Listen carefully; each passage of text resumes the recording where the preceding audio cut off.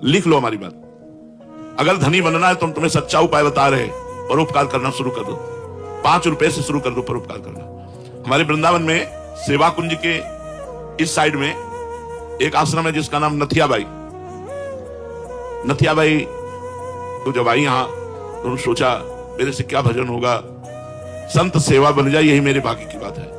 अब संत सेवा के लिए धन चाहिए, तो क्या करती है, यमुना किनारे उपले बिनती, जो जानवर गोबर कर देते हैं, सूख जाता है, उसे उपला कहते हैं, और ब्रजवासियों से आटा मांग लाती और रोटी बनाती, फिर संत को बुलाती। बहुत अब वो नाम जपते हुए ऐसी रोटी बनाती कि जो संत पाता वो बड़ाई करता। अब वहां बिना बुलाए संत आने लगे, 2 आने लगे, 4 आने लगे। उन्होंने किसी को मना नहीं किया, कभी भी आ जाए, रात के आ जाए तो रोटी बना के देने लगी।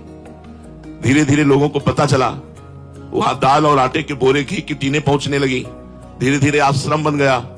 एक दिन वो 10 वर्ष सेवा करते व्यतीत हो गए।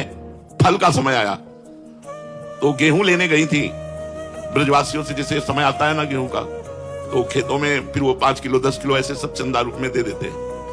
तो गाड़ी भरकर, बैलगाड़ी भरकर गेहूं लिए हुए उसमें आराम से आ रहे। अब इतने में बादल आ गया और बूंदें गिरने लगी, अंधेरा हो गया। अब वो थोड़ा सा परेशान हुई कि ये कैसे सुरक्षित गेहूं पहुंचे, अंधेरा हो गया, कुछ प्रकाश के लिए उनके पास था भी नहीं।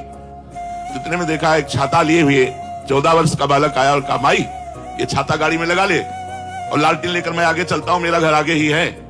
बोले कहाँ है तेरा घर? तो बोले बस बिहारी जी के पास ही है। वो नथियाबाई जी के आश्रम तक छोड़ करके आए और मुस्कुरा करके चले गए।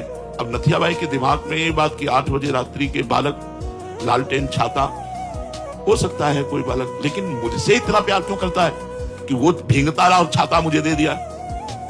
जब दूसरे दिन बिहारी जी के दर्शन करने गई तो बिहारी जी के दर्शन में दिखाई दी लालटेन और छाता।